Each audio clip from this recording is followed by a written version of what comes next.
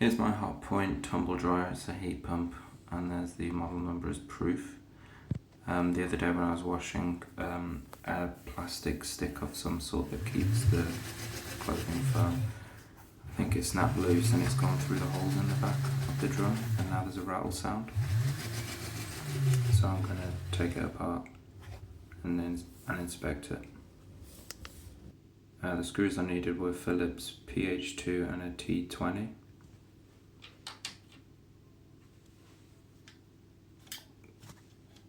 So the first panel to come off was the top. It's just 3 Phillips at the back, and then pull it toward you, or at least pull it toward the back. Then it will pop out, and then you can lift it up. Then I did the right hand panel. If you're looking from the back, both the side panels are the same. There's 2 big T20 screws and near the front side, and then there's 3 smaller ones going down the back. This one took me a bit to figure out in the end, because there was a little bit of bent metal which I thought, oh no, do I need to undo that like a tab? But I just needed to physically pull it up for it to slip out of place, and then you can move it to the side. Now I was able to inspect the inside, and rotating the drum I could see like a little smaller wheel at the bottom that I guess the motor is attached to, and then which is then attached to the belt that you see on the drum to make it turn, and that was rubbing. So I thought, oh, okay, maybe that little bit of plastic is on the other side.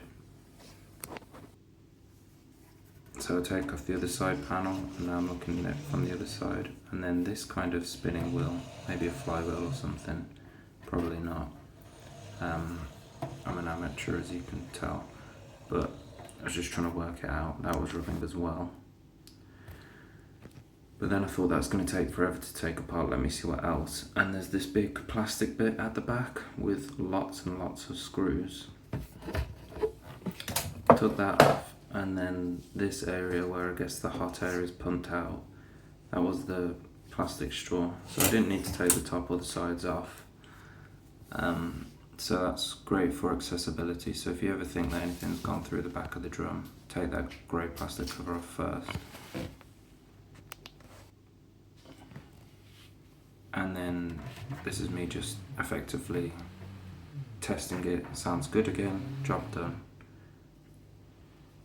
But then, yeah, thumbs up.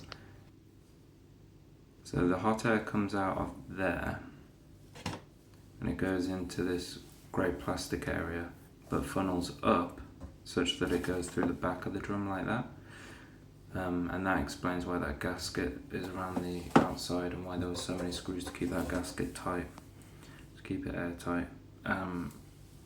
It's great that it's this accessible, so if anything does fall through the back, then at least you only have to take off this grey plastic cover. But if anyone from Hotpoint is watching, it would be great if there was some kind of netting or something in the way to stop debris from falling in and potentially ruining that white plastic fan.